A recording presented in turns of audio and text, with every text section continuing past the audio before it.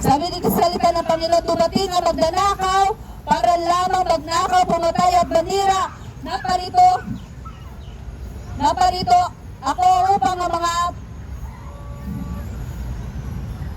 Naparito ako upang ang mga tupa ay magkaroon ng masaganang buhay at masaganang lubos.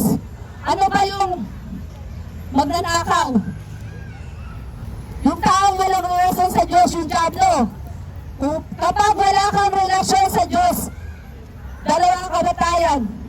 Yun yung lahat ng walang relasyon sa Diyos, yung dumating ang magnanakaw dito para lamang magnakaw.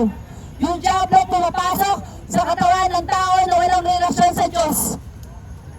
Ang mga tao na sa mundong kabisihan, hindi nila alam ang kanilang ginagawa. Sabi nga ng Panginoon, lumihis ng landas at nagpakasama at walang kumilala sa Diyos. Kapatid, kapag wala ka relasyon sa Diyos, ang diablo pumapasok sa katawan ng tao para manira, mawasak ang kasalanan ng salibutan. Kapag wala ka relasyon sa Diyos, nagsasalin lahi. Ang diablo dumating na magnanakaw para lamang magnakaw, pumatay, manira. Pero pinadala ang kaisa-isang anak upang magkaroon ng buhay na masaganang lubos at kasiya-siya sa Panginoon. Ang kaaway pumapasok sa katawan ng tao na walang relasyon sa Diyos. Kapag wala ka relasyon sa Diyos, magagawang mo pumatay, magnakaw, mga lunya, nagnanakaw, naglalasing. Yun ang gawain ng kaaway sa sanlibutan na ito. Kaya ang nais ng Diyos sa atin, kilalanin natin siya. Patuloy kayong kumilala sa Panginoon.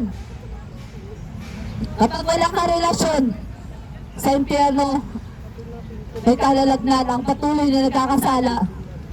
Kapatid, habang may papangaral pa ang salita ng Diyos, darating ang time hindi na may papangaral ang salita ng Diyos. Maraming tatawag, Panginoon, Panginoon, tulungan mo kami.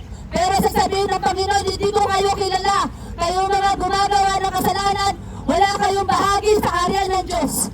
Pinapalaan tayo ng Diyos, binibigyan ng babala upang tumalikod sa kasalanan.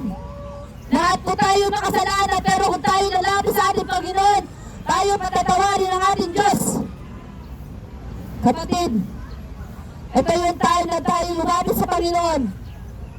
Gano'n ka man kabisi, yung kayamanan mo, mawawala yan. Yung pinaghirapan mo sa mundo na ito, mawawala yan. Kalakasan mo, mawawala yan. Yung lakas mo, mawawala yan. Lahat ng meron sa iyo ay galing sa Diyos. Lahat ng lakas mo ay galing sa Diyos. Ang nais ng Diyos na tayo lumapit.